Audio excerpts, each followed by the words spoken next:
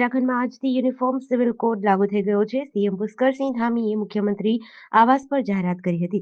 આ દરમિયાન મુખ્યમંત્રીએ યુનિફોર્મ સિવિલ કોડ ઉત્તરાખંડ 2024ના અમલીકરણ માટેના નિયમો અને પોર્ટલનું ઉદ્ઘાટન કર્યું.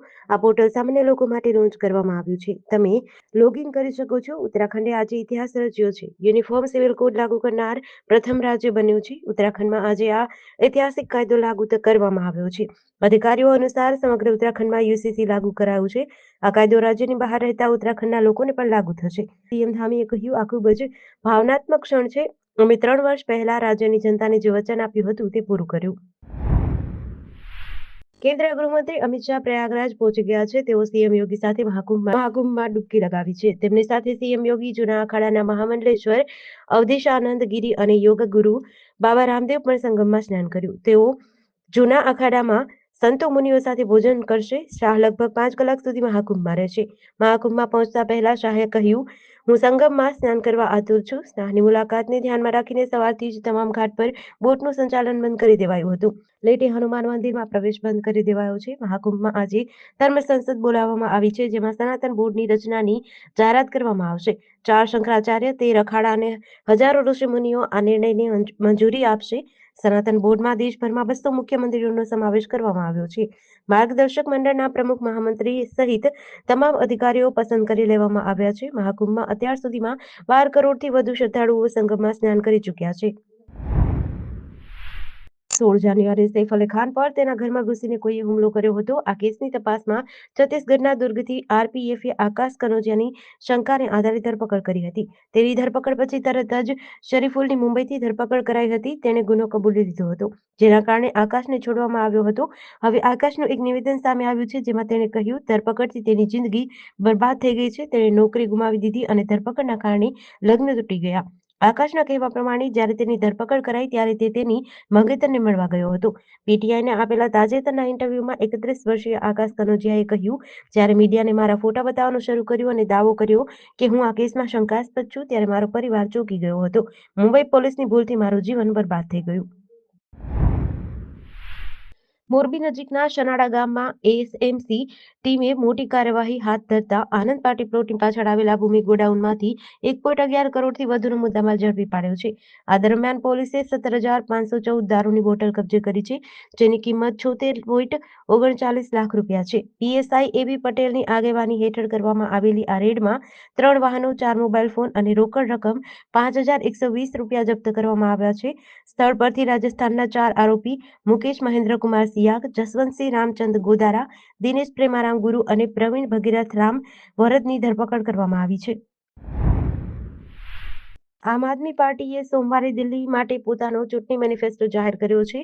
પાર્ટીના સંયોજક અરવિંદ કેજરીવાલે દિલ્હી માટે 15 પાર્ટી ગેરંટીની જાહેરાત કરી છે, જેમાં રોજગાર, મહિલા સન્માન, વૃદ્ધોને મફત સારવાર અને મફત પાણીની ગેરંટી જાહેર કરવામાં આવી છે. તેમણે કહ્યું કે જો દિલ્હીમાં સરકાર બનશે તો લાખો લોકોના પાણીના બિલ માફ કરવામાં આવશે.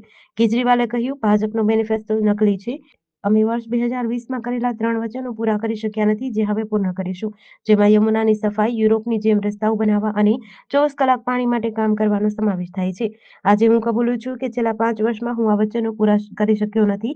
કોરોના 2.5 વર્ષ સુધી ચાલ્યો, ત્યારબાદ જેલ રમત રમવામાં આવી. મારી આખી ટીમ વિખેરાઈ ગઈ.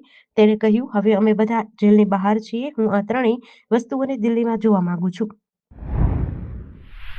નવસારી જિલ્લાના ગણદેવી તાલુકાના ભાઠા ગામમાં આવેલી પ્રાથમિક શાળામાં આચાર્યની નિમણૂક ન થતા ગ્રામજનો વિફર્યા હતા. વાલીઓએ શાળાની તાળાબંધી કરી દીધી છે.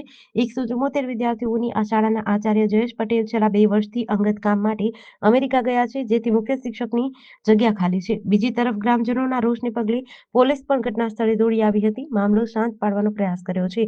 આચાર્યની નિમણૂક અંગે ગણદેવીના ધારાસભ્ય નરેશ પટેલે આશ્વાસન આપ્યું છે. શાળામાં આચાર્યની ગેરહાજરીથી શૈક્ષણિક કાર્ય પર વિપરીત અસર પડી રહી છે.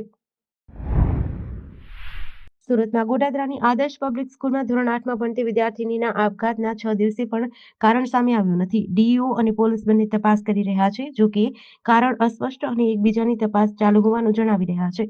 માતા અને પિતાની રડતી આંખે ન્યાયની માંગ કરી રહી છે. મૃતક વિદ્યાર્થિનીને ન્યાય અપાવવા રાજકીય પાર્ટીઓ પણ મેદાનમાં આવી છે. જોકે હજુ પણ ડીઈઓ અને પોલીસ ફી બાબતે સ્કૂલ દ્વારા ત્રાસ આપતા આપઘાત કર્યો છે કે કોઈ અન્ય કારણોસર તે સામે લાવી શક્યા નથી. છેલ્લા 6 દિવસથી માતા-પિતા રડતી આંખે ન્યાયની માંગ કરી રહ્યા છે. ગત રાત્રે ખટીક સમાજ દ્વારા એક રેલી પણ યોજવામાં આવી હતી. ગુજરાતમાં હવામાન જાણે અલગ-અલગ રૂપ બતાવતું હોય તેવું લાગી રહ્યું છે. સૌરાષ્ટ્ર કચ્છમાં ઠંડીએ જોર પકડ્યું છે. ત્યાં છેલ્લા 24 કલાકમાં ગરમીનો માહોલ પણ જોવા મળી રહ્યો છે. તેમજ ઉત્તર, મધ્ય અને દક્ષિણ ગુજરાતમાં ગરમી બાદ હવે ઠંડીએ જોર પકડ્યું છે. આબુ પણ તાપમાનમાં 3 ડિગ્રીનો ઘટાડો નોંધાતા બરફની પરત જામી છે. જ્યારે ફેબ્રુઆરી માસના પ્રથમ અઠવાડિયામાં માવઠાની પણ શક્યતાઓ છે.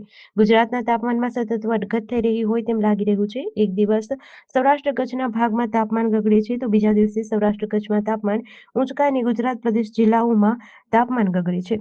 દિવસ દરમિયાન ગરમીનો અનુભવ થાય છે, પરંતુ રાત્રે એક દિવસમાં તાપમાનમાં 1 થી 2 ડિગ્રીનો વધારો નોંધાય છે. જૂનાગઢ મહાનગરપાલિકાની આગામી ચૂંટણીને લઈને ભાજપ દ્વારા સેન્સ પ્રક્રિયા પ્રારંભ કરાઈ છે. ગુજરાત પ્રદેશ ભાજપ દ્વારા નિયુક્ત કરાયેલા 3 નિરીક્ષકોએ ગિરનાર કમલમ ખાતે ચૂંટણી લડવા ઈચ્છુક ઉમેદવારો સાથે મુલાકાત કરી હતી. વોર્ડ નંબર 1 થી 15 માટે શરૂ થયેલી આ સેન્સ પ્રક્રિયામાં મોટી સંખ્યામાં કાર્યકર્તાઓએ ભાજપના પરિચયપત્ર સાથે હાજરી આપી હતી. નિરીક્ષકોએ દરેક ઈચ્છુક ઉમેદવારના પાર્ટી પ્રત્યેના યોગદાન, કાર્યપદ્ધતિ અને અનુભવની વિગતવાર માહિતી મેળવી હતી. નિરીક્ષક જયંતિભાઈ કવડિયાએ જણાવ્યું કે તેઓ કાર્યકર્તાઓ અને ઈચ્છુક ઉમેદવારોના મંતવ્યો તેમજ શહેરના વિકાસ અંગેના વિચારોનો વિસ્તૃત રિપોર્ટ પ્રદેશ કક્ષાએ સુપરત કરશે.